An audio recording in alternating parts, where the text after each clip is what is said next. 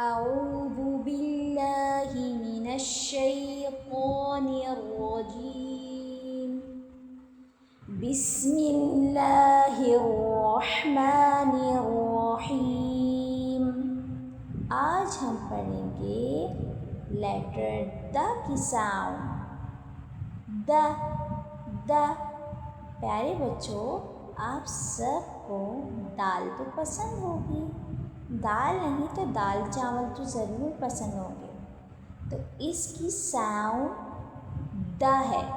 Okay, دا دا دا دا دا. میرے ساتھ پڑھیے، دا دا دا دا. یاد رہے بچوں، ان لیٹرز کے نام تو الگ ہیں، یہ ان کی ساؤنڈز پڑھ رہے ہیں ابھی ہم. انشاءاللہ آگے چل کے ہم ان کے نام بھی پڑھیں گے.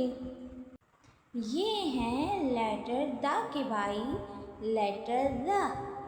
را کے اوپر ہوتا ہے ایک نقطہ، اور یہ tip of the tongue touch upper tooth, یعنی زبان کی نوک سے اوپر والے 2 دانت سے لگتی ہے تو ادا ہوتا ہے.